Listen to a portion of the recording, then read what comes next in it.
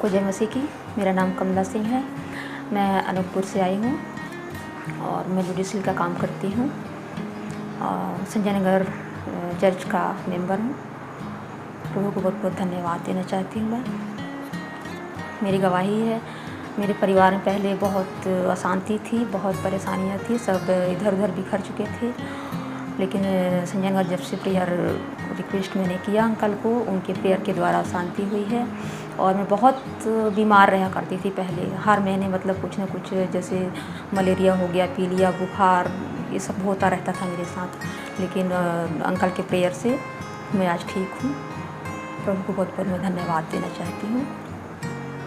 और मेरे घर में आज सब एक हैं, एक साथ हैं और शांति से रह रहे हैं। मैं प्रभु को मैं बहुत बहुत धन्यवाद देना चाहती हूँ। अंकल को भी बहुत बहुत धन्यवाद देना चाहती हूँ। मैं हृदय से मैं धन्यवाद देना चाहती हूँ। मैं सबको जय मसीह की। प्रभु यीशु मसीह के मधुर नाम में आप सबको जय मसीह की। प्रार्थना भवन Sanjay Nagar, house of prayer अमरा डंडी अमलाई, यहोवा यिरे प्रार्थना भवन शहडोल की ओर से आप सबको हम हार्दिक अभिनंदन करते हैं। हम परमेश्वर को धन्यवाद देते हैं। परमेश्वर ने यह शुभ अवसर दिया कि आज हम आप लोगों से वचन के द्वारा बातें कर सकें। आज प्रभु जी हमारे परमेश्वर, सर्वशक्तिमान परमेश्वर, दयालु अनुग्रहकारी परमेश्वर, वो अपने लोगों के लिए मार्ग खोलता है। आराधनालय बंद हो गई थी, लेकिन परमेश्वर ने जूम के द्वारा ये मार्ग खोला कि हम लोग प्रभु के वचन को इस मीडिया के द्वारा दूर दूर तक पहुंचा सके, गांव गांव, शहर शहर हम पहुंचा सकें। यहाँ हम कुछ बातों को सीखेंगे आज। या अन्य अन्य भाषाओं में बोलने से अधिक है, परंतु मेरे दास कालेब के साथ और ही आत्मा है। गिनती की पुस्तक 14 अध्याय का 24 वचन में लिखा है, परंतु क्योंकि मेरे दास कालेब में भिन्न आत्मा था और उसने पूर्ण रूप से मेरा अनुसरण किया, अतः मैं उसे उस देश में ले आऊँगा जहाँ वह गया, और उसकी संतान उस देश को मीरास के रूप में पाएगी। गिनती 14 अध्याय का 24 वचन में लिखा है। हमें इसे गहराई से पढ़ना है। बहुत सारे लोग बाइबल पूरा पुराने नियम से लेके नया नियम के अंत तक, उत्पत्ति से लेके प्रकाशित वाक्य तक कई बार पढ़ लेते हैं, फिर भी बाइबल के अनुसार नहीं चलते हैं। बहुत सारे वचनों को जानते हैं, फिर भी वचन के अनुसार नहीं चलते हैं। आज परमेश्वर हमें सिखाता है। गिनती 14 का 24 में लिखा है, क्योंकि परमेश्वर का, इब्रानिया 4 अध्याय का 12 वचन में लिखा है, क्योंकि परमेश्वर का वचन जीवित और प्रबल और हर एक दोधारी तलवार से भी बहुत चौका है और जीव को अलग अलग करके वार पार छेदता है और मन की भावनाओं को और विचारों को जांचता है। यहाँ इब्रानिया 4 का 12 में हमें जब पढ़ते हैं तो हमें सिखाता है। वहीं की टीका में समझाया गया है।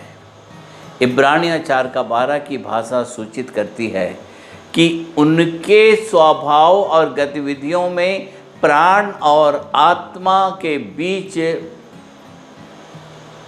फर्क करना मुश्किल है। सामान्य शब्दों में कहा जाए तो आत्मा उच्च तत्व है और प्राण निम्न तत्व है। आत्मा को परमेश्वर द्वारा मनुष्य को दिए गए जीवन सिद्धांत के रूप में पहचाना जा सकता है। आत्मा गुण में शरीर और प्राण से थोड़ा ऊंचा है। यह आत्मा मनुष्य पर उसके जीवन सिद्धांत या जीवन की व्याख्या व्यवस्था के रूप में बहाल किया गया है। इसलिए मैं कहता हूँ कि आत्मा का अनुभव अन्य अन्य भाषा में बोलने से अधिक है, क्योंकि हमारा ज्ञान अधूरा है और हमारी भविष्यवाणी अधूरी है। परंतु जब सर्वसिद्ध आएगा तो अधूरा मिट जाएगा। 1 कुरिन्ती 13 अध्याय का 9 वचन से 10 वचन में लिखा है।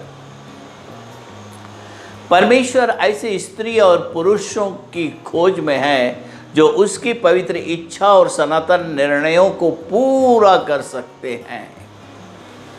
केवल कुछ ही लोगों ने खुद को इसमें सहभागी किया है और इस उद्देश्य को पूरा करने हेतु बुलाए गए हैं। रोमियो की पत्री 9 अध्याय का 15 वचन में प्रेरित पौलुस ने कहा,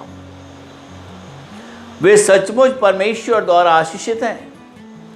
परमेश्वर अपनी उच्च प्रकार की जिम्मेदारियों को पूरा करने हेतु कुछ लोगों को उत्पन्न करता है। परमेश्वर अन्य कुछ लोगों को उसके ऊंचे उद्देश्यों को पूरा करने हेतु रचता या प्रशिक्षण देता है। उसने उन लोगों को कभी नहीं त्यागा जिन्होंने खुद को कुमार के हाथ में मिट्टी के रूप में अधीन कर दिया है। ऐसे लोगों को वह अवश्य ही अपनी महिमा के लिए उपयोग करेगा यदि वे स्थिर खड़े रहते हैं और अपनी बुलाहट के प्रति अंत तक दृढ़ समर्पण के साथ ईमानदारी से रहते हैं, जो तो विजय सचमुच उनकी है।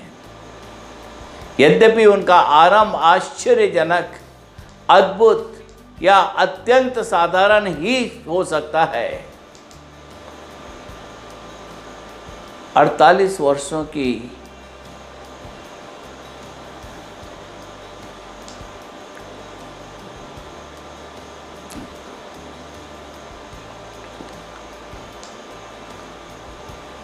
बावन वर्षों की मेरी सेवा के दौरान जब मैं परमेश्वर के लिए और उसकी सेवकाई के लिए दृढ़ खड़ा रहा, तब मैंने भारी विजय प्राप्त की। दूसरों की या परिणामों की परवाह नहीं की।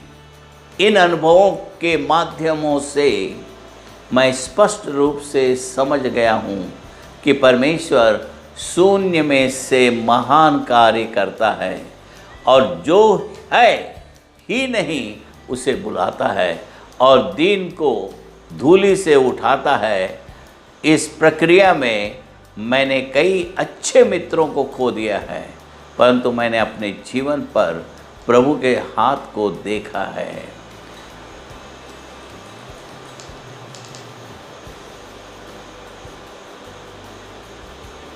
कुछ दिनों पहले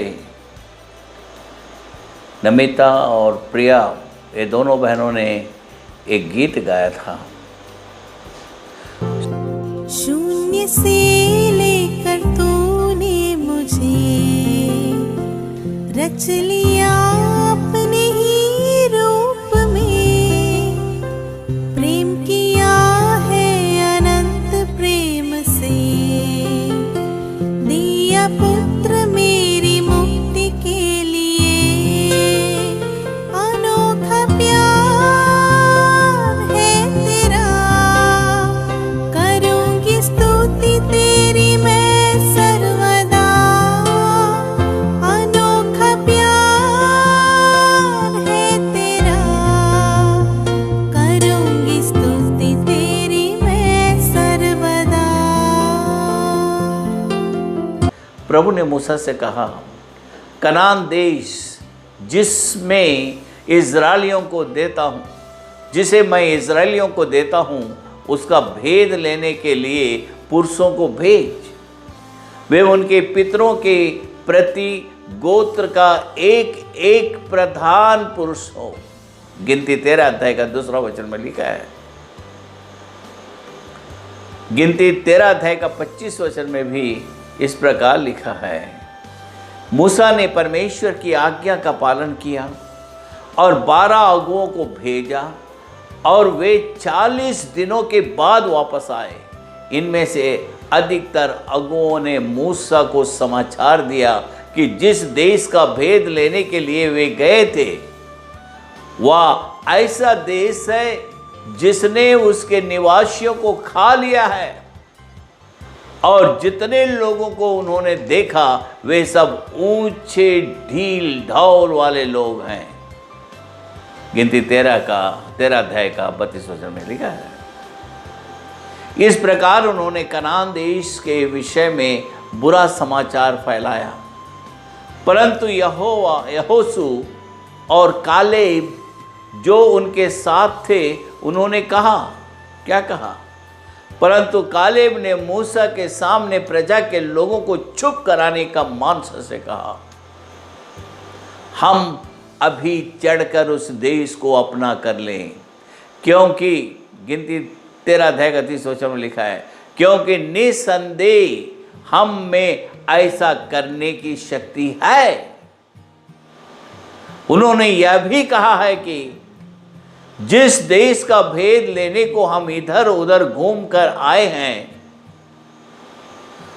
वह अत्यंत उत्तम देश है।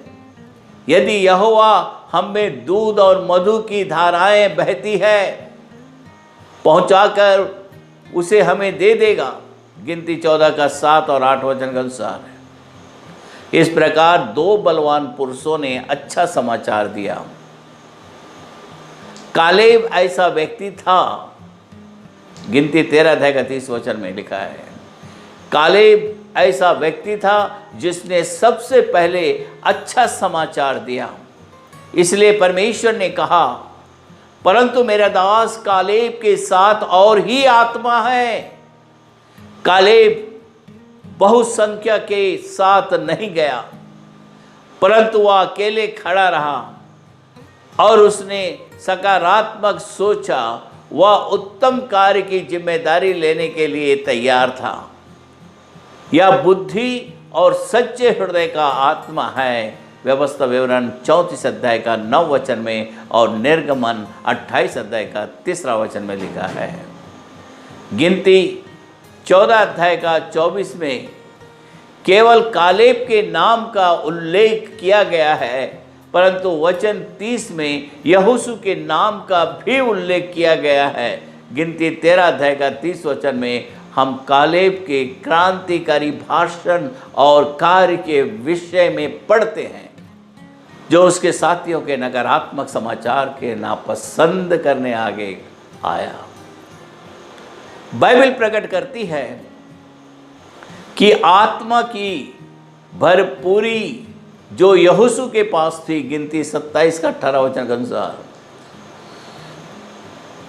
यही आत्मा बसालेल में देखा गया था, जिसमें परमेश्वर का आत्मा था। बुद्धि और समझ में, ज्ञान और सब प्रकार की कौशल में। निर्गमन 35 का 31 में लिखा है, यह आत्मा अमासाई में था। पहला इतिहास 12 अध्याय का 18 वचन में लिखा है। यही आत्मा दाऊद में भी था, जिसका उल्लेख वह स्थिर आत्मा के रूप में करता है। भजनकार कहता भजन संहिता 51 अध्याय का 10 वचन में। और दानियल 5 अध्याय का 12 वचन में लिखा है, दानियल में उत्तम आत्मा था। और दानियल 5 अध्याय का 14 वचन में लिखा है, और उसका उल्लेख परमेश्वर के आत्मा के रूप में भी किया गया है। दानियल 5 का 14 में लिखा गया। शिमोन, लूका रचित सुसमाचार 2 अध्याय का 27 वचन में लिखा है, परमेश्वर के आत्मा से चलता था। स्वयं यीशु भी आत्मा में आनंदित हुआ। लूका 10 के 21 में लिखा था। उसी आत्मा ने पीड़ितों को रोका। पीड़ितों के काम 16 अध्याय के 7 में है। और अपने मन के आत्मिक स्वभाव में नया बनते जाओ। पौलुस इफिसियों की कलीसिया को लिखता है, इफिसियों की पुस्तक 4 अध्याय का 23 वचन में। और प्रेरित पौलुस कहता है रोमियो का 8 अध्याय का 9 वचन में, हम पढ़ते हैं कि परमेश्वर का आत्मा हम में वास करता है। परमेश्वर का आत्मा हम में वास करता है। यह आत्मा बुद्धि, समझ, सलाह, बल, ज्ञान और प्रभु का भय देता है। यशायाह 41 अध्याय का 2 वचन में है। भविष्यवक्ता सामुएल ने शाऊल से कहा, तब यहोवा का आत्मा तुझ पर बल से उतरेगा और तू उनके साथ होकर नबूवत करने लगेगा और तू परिवर्तित होकर और ही मनुष्य हो जाएगा। पहला सामुएल 10 अध्याय का 6वां वचन में और पहला सामुएल 10 अध्याय का 10 वचन में लिखा, ऐसा हुआ। उसी तरह हम पहला सामुएल 16 अध्याय का 13 वचन में पढ़ते हैं कि प्रभु का आत्मा दाऊद पर उतर आया। इसी आत्मा ने भविष्यवक्ता मीका को परिपूर्ण किया, परंतु मैं तो यहोवा की आत्मा से शक्ति, न्याय और पराक्रम और पाकर परिपूर्ण हूँ कि मैं याकूब को उसका अपराध और इज़राइल को उसका पाप जता सकूं। मीका 3 अध्याय का 8 वचन। इसी सामर्थ ने प्रभु और उद्धारकर्ता यीशु मसीह को मुर्दों में से जिलाया। यह निरुपयोगी और उपयोगी में और अयोग्य को योग्य में बदल देता है। रोमियो की पत्री 8 अध्याय का 11 वचन में लिखा है। परंतु जबकि परमेश्वर का आत्मा तुम में बसता है तो तुम शारीरिक दशा में नहीं परंतु आत्मिक दशा में हो, और यदि किसी में मसीह का आत्मा नहीं तो वह उसका जन नहीं। रोमियो 8 अध्याय का 9 वचन लिखा है। परंतु हम वर्तमान विश्वासियों में जो यह दावा करते हैं कि वे परमेश्वर के आत्मा से भरे हुए हैं, एक अत्यंत भिन्न बात पाते हैं। विश्वासी और कलीसियाएं उनकी पवित्रता, ईमानदारी, समर्पण और विश्वास में अत्यंत निर्बल है और वे परमेश्वर के लिए परिश्रम नहीं कर सकते। छल और दुष्टता बढ़ गई है और इस कारण आत्मिक लोग भी पाखंडी जीवन बिताते हैं। इन दिनों लोग तथाकथित विश्वासियों और आत्मा से परिपूर्ण लोगों की ओर संदेह की दृष्टि से देखते हैं। सामान्य लोगों की यह राय है कि ऐसे आत्मिक लोग सही रीति से काम नहीं कर सकते। किसी भी स्थिति या परिस्थिति में किसी को धोखा देना से पीछे नहीं हटते और वे पूर्ण साहस के साथ परमेश्वर के नाम में दूसरों को ठगते हैं। कालेब जिसमें अन्य प्रकार का आत्मा था, वर्तमान दिनों के इन पाखंडी प्रचारकों और अगुओं के समान नहीं था। वर्तमान दिनों की कलीसियाओं के विश्वासी जो चुनौती देते हैं कि वे अत्यंत आत्मिक लोग हैं, वे संसारिक लोगों के समान बोलते हैं, उनके समान चलते हैं और उनके समान आचरण करते हैं। हम आत्मिक लोगों और संसारिक लोगों के बीच कोई फर्क नहीं देखते।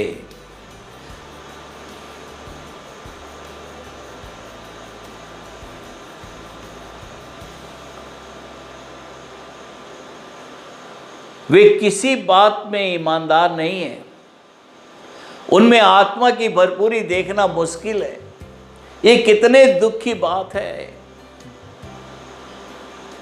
प्रिय श्रोतागण,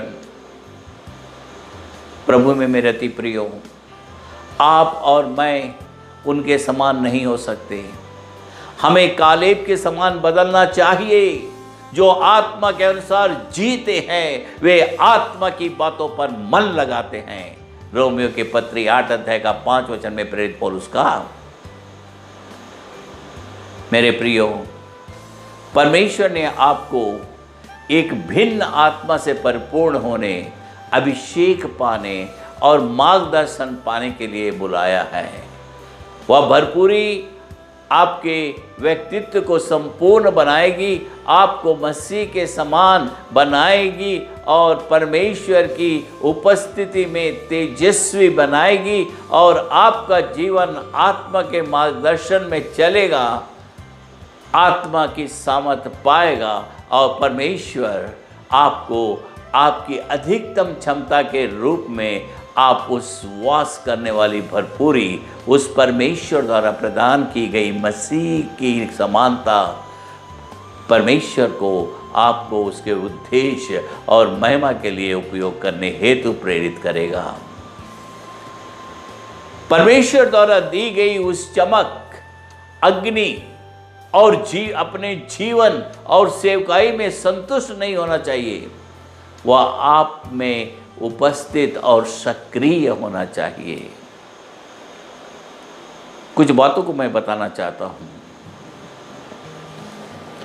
पहली बात, कालेब की विशेषता। मूसा ने इज़राइल के 12 गोत्रों से अगुओं को भेदियों के रूप में कनान को भेजा। गिनती 13 अध्याय में लिखा है। उनमें से एक कालेब था। उसने खुद को उन बहुसंख्य लोगों के साथ शामिल नहीं किया जो गलत समाचार ले आए थे, परंतु वह सच्चा व्यक्ति था और सत्य को ढूंढने के विषय में सावधान था।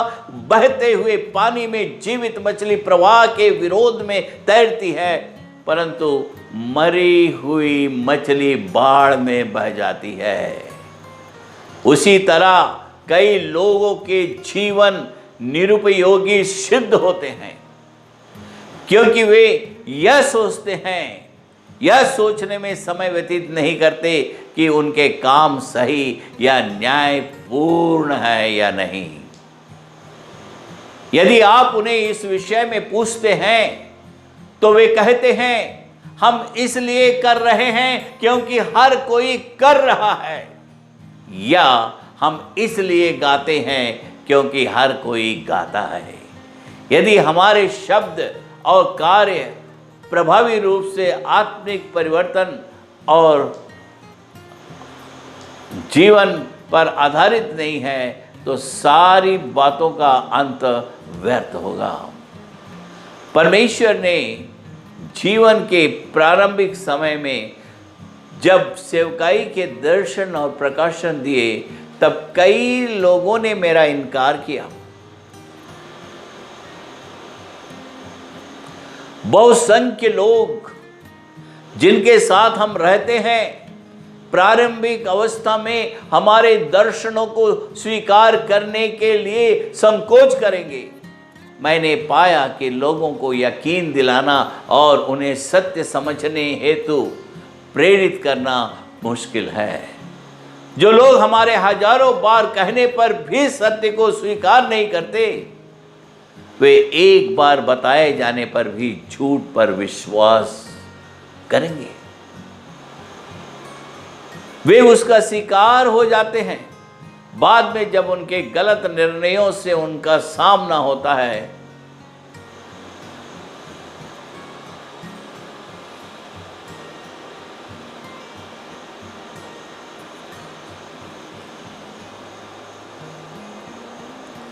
तब वे उसे सुधारने का प्रयास करते हैं।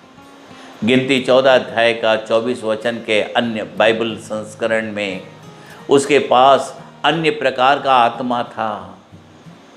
लिखा गया है कि वह भिन्न प्रकार का मनुष्य था और उसमें भिन्न प्रकार का आत्मा था। उसी प्रकार पहला सामुएल 10 अध्याय का 6वां वचन में भविष्यवक्ता सामुएल ने कहा, तब यहोवा का आत्मा तुझ पर बल से उतरेगा और तू उनके साथ होकर नबूवत करने लगेगा और तू परिवर्तित होकर और ही मनुष्य हो जाएगा। पहला सामुएल 10 अध्याय का 6 वचन में लिखा। कालेब सुरक्षा का व्यक्तिगत जीवन नहीं चाहता था। उसने खुद को उन बहुसंख्यक लोगों में शामिल नहीं किया जिनके पास दर्शन और हियाब नहीं था।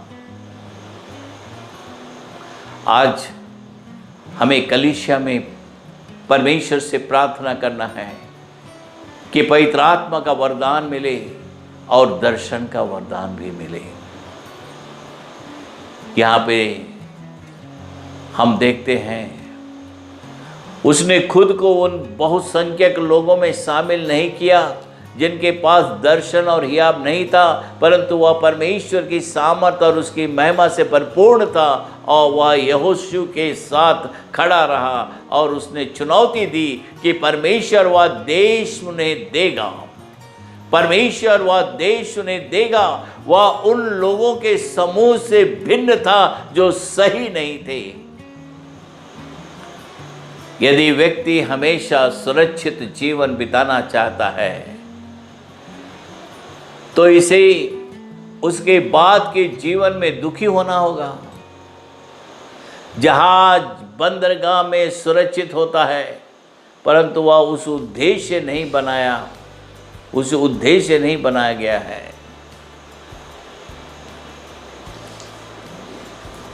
कुछ लोग हैं जो उनके जीवन में सकारात्मक नहीं सोचते और ना बोलते हैं। वे हमेशा कहते हैं यह मुश्किल है, यह असंभव है, और नकारात्मक भाव से पूछते हैं क्या यह संभव है। ऐसे लोगों को उनके जीवन और सेवकाई में विजय होना मुश्किल है। यदि आप असाधारण दिग्गज बनना चाहते हैं तो आपको असाधारण साहस और हियाब की जरूरत है। कालेब ने मूसा के द्वारा परमेश्वर की ओर से एक महान जिम्मेदारी पाई। क्या है वो? उसने खुद को उस कार्य के लिए पूर्णतया समर्पित कर दिया। उस बड़ी जिम्मेदारी को पूरा करने हेतु वह यहोशू से जा मिला। दोनों उनके कार्य में एक चित्त थे, उनके रिश्ते में फूट नहीं थी, और वह उससे जा मिला ताकि उसके जीवन में परमेश्वर की इच्छा पूरी हो। जब बहुसंख्य लोगों ने इस बात की पुष्टि की कि कनान मानव जीवन के लिए विश्वास अच्छी जगह नहीं है, कनान मानव जीवन के लिए अच्छी जगह नहीं है, तब कालेब ने हियाब और विश्वास योग्यता के साथ जो कुछ देखा था और जो जाना था उसका पूरे इज़राइल के मध्य ऐलान कर दिया। ऐसे ना तो डर था और ना किसी से शर्म थी। भारत के लोग विभिन्न प्रकार की मुश्किलों से क्लेशित हैं, जैसे बाढ़, लहरें, धार्मिक उपद्रव और आतंकवाद। परंतु क्या आप जानते हैं कि मसीह जगत में कौन सी मजेदार बातें हो रही है? मसीह और मसीह अगुए पैसा, ख्याति और पद के पीछे दौड़ रहे हैं। वे राजनीति में प्रवेश करने की और राजकीय चुनाव में पद हासिल करने की कोशिश कर रहे हैं। ऐसे राजनीतिक धर्महीन कामों के लिए वे झूठ बोलने, सत्य के विरोध में बोलने के लिए तैयार हैं, और उन्होंने अपने विवेक को मार डाला है। यह सचमुच शर्म की बात है। इसलिए परमेश्वर ऐसे लोगों की खोज में है जिनके पास कालेब के समान एक भिन्न आत्मा है। कालेब आत्मिक रीति से बहादुर था। यदि आप परमेश्वर के सेवक बनना चाहते हैं या आपके लक्ष्य केंद्रित जीवन में सफल व्यक्ति बनना चाहते हैं तो आपको प्रतिदिन भय में मरने की ज़रूरत नहीं है। हम ऐसे संसार में जी रहे हैं जो दुष्ट है, और हम नहीं जानते कि जिन लोगों के साथ हम जी रहे हैं वे कब अपने रंग और रवैया बदल देंगे। यदि आप आत्मिक रीति से साहसी हैं तो आप आत्मिक रीति से सरलता का जीवन बिता सकते हैं। इसलिए परमेश्वर ने कहा, गिनती 14 अध्याय का 24 वचन में पढ़ेंगे, परंतु इस कारण से कि मेरे दास कालेब के साथ और ही आत्मा है और उसने पूरी रीति से मेरा अनुकरण किया है। आत्मिक सीधापन और मसीह का अनुसरण करना आत्मिक साहस में साथ साथ चलते हैं। यदि आप साहस और सरलता के साथ परमेश्वर का अनुसरण करेंगे तो आपके पास दूसरों के सामने आपकी राय व्यक्त करने की योग्यता होगी। परमेश्वर ने कालेब की सरलता और शुद्ध शिष्यता का आदर किया। परमेश्वर निम्नलिखित वचनों के द्वारा समझाया, निसंदेह जो मनुष्य मिस्र से निकल आए हैं उनमें से जितने 20 वर्ष के व उससे अधिक अवस्था के हैं वे उस देश को देखने पाएंगे जिसके देने की शपथ मैंने इब्राहिम, इसहाक और याकूब से खाई है, क्योंकि वे मेरे पीछे पूरी रीति से नहीं हो लिए।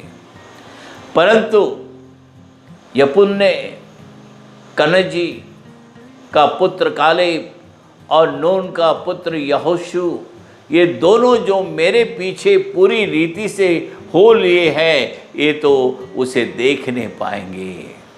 गिनती की पुस्तक 32 अध्याय का 11 और 12 वचन में लिखा है, यपुन्ने का पुत्र कालेब ही उसे देखने पाएगा और जिस भूमि पर उसके पांव पड़े हैं उसे मैं उसको और उसके वंश को भी दूंगा, क्योंकि वह मेरे पीछे पूरी रीति से हो लिया है। व्यवस्था विवरण 1 अध्याय का 36 वचन में लिखा है। और मेरे साथी जो मेरे संग थे, मेरे संग गए थे, उन्होंने तो प्रजा के लोगों का मन निराश कर दिया, परंतु मैंने अपने परमेश्वर यहोवा की पूरी रीति से बात मानी। तब उस दिन मूसा ने शपथ खाकर मुझसे कहा, तूने पूरी रीति से मेरे परमेश्वर यहोवा की बातों का अनुकरण किया है।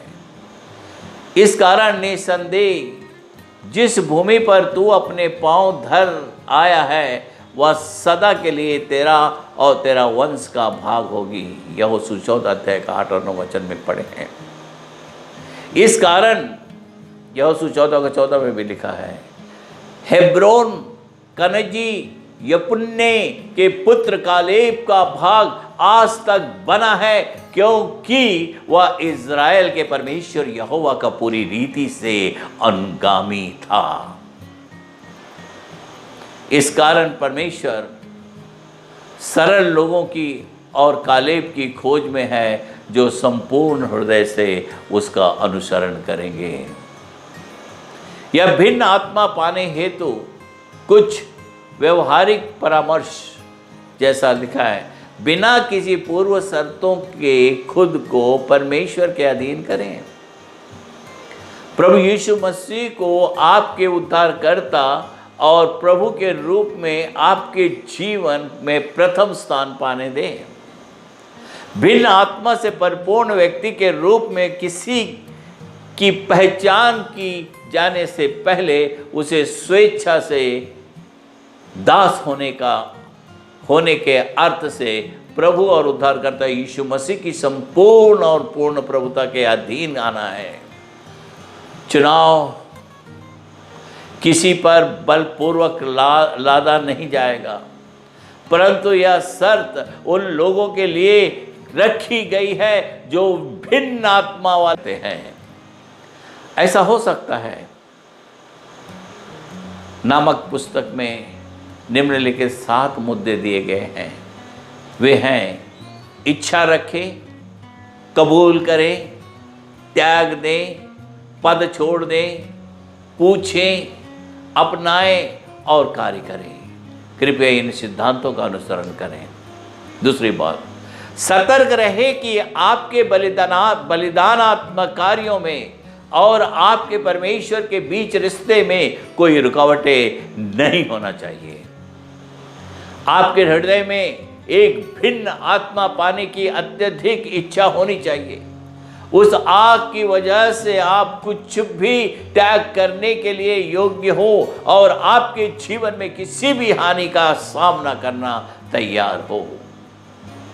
लक्ष्यहीन भीड़ के साथ ना दौड़े और कभी दिशाहीन अगुओं का अनुसरण ना करें जो अपना दर्शन को बैठे हैं, परंतु हमेशा उस प्रत्येक बोझ को हटाकर रखे जो आसानी से हमें उलझाता है, और उस दौड़ को धीरज से दौड़े जिसे हमें दौड़ना है, और विश्वास के कर्ता और सिद्ध करने वाले की यीशु की ओर ताकते रहे। परमेश्वर आपके द्वारा कुछ विशिष्ट बातें पूरी करना चाहता है। क्या आप इस बुलाहट को स्वीकार करने तैयार हैं? या अनुभव अन्य भाषाओं में बोलने से अधिक है? यद्यपि अधिकतर अन्य अगुओं ने नकारात्मक बातें की, फिर भी कालेब के पास सकारात्मक बोलने का साहस था। प्रिय श्रोतागण, क्या आप अन्य लोगों के निराशाजनक और दोष लगाने वाले शब्दों से हताश हो गए हैं? लंबा समय सेवकाई में बिताने के बाद और काफ़ी प्रयासों के बाद क्या आप निष्फल जीवन के वजह से निराश हैं? क्या आप सोच रहे हैं कि आपके जीवन की असफलता के कारण आपको आपके जीवन का अंत करना चाहिए? क्या आप सेवकाई बंद करने की सोच रहे हैं? कभी कभी असफलताओं के कारण परमेश्वर के दास उनके प्रचार को निर्बल कर देते हैं और अन्य लोगों के साथ समझौता करने का प्रयास करते हैं, परंतु पवित्र आत्मा कहता है कभी पीछे ना जाएं, कभी पीछे ना जाएं, कभी पीछे ना देखें। यदि आप स्थिर रहेंगे तो परमेश्वर उन लोगों का न्याय करेगा जिन्होंने आपका विरोध किया, और वह आपको उनसे अधिक सामर्थी और महान बनाएगा। गिनती की पुस्तक 14 अध्याय का 12 वचन में लिखा है। परमेश्वर ने आपके द्वारा कुछ महान कार्य करने की योजना बनाई है, और उस कारण उसने उसके नाम को ऊंचा उठाने की योजना तैयार की है। इसलिए कभी निराश ना हो। जिन क्लेशों को अभी आपको सहना पड़ रहा है उनकी तुलना उस महिमा से नहीं हो सकती जो आगे आने वाली है। आपके जीवन में परमेश्वर जो महान कार्य करता है उनमें से अधिकतर रहस्य होंगे, परंतु परमेश्वर आपके मार्ग को सीधा बनाएगा, आपके मुख को प्रकाशित करेगा और आपकी सहायता करेगा। आप अपनी समस्याओं की पराकाष्ठा तक पहुंच सकते हैं। पीछे मुड़कर ना देखें। आपका अगला कदम आपकी विजय का पहला कदम होगा।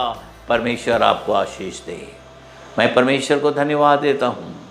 परमेश्वर ने यह शुभ अवसर दिया कि आज इस वचनों को आत्मिक रूप से आप सब तक पहुँचा सके। हम प्रार्थना करते हैं। प्यारे परमेश्वर, हम आपका धन्यवाद करते हैं।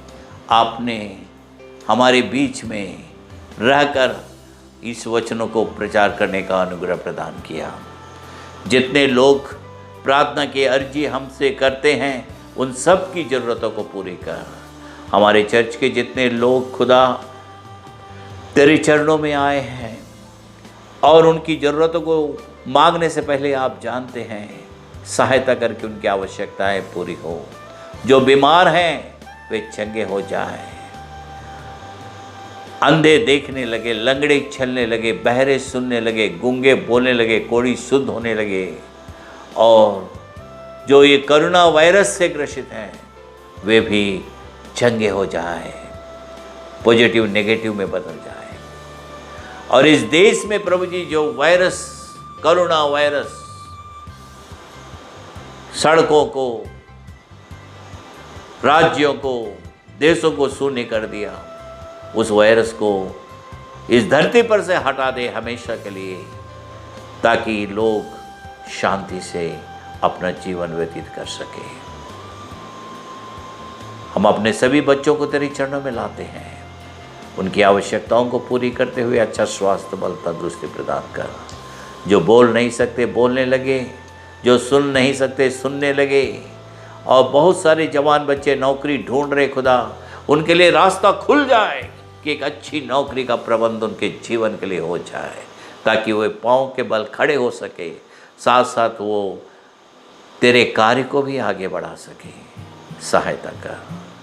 जितने लोग प्रभु जी तेरे कार्य को आगे बढ़ाने में सहयोग देते हैं, उनको तू बहुत ऐसे 100 गुना से बढ़कर आशीष दे। हमारे पूरे परिवार को तेरे हाथों में सौंपते हैं, प्रभु यीशु के पवित्र नाम से प्रार्थना करते हैं। आमीन, आमीन। सबको जय मसीह की।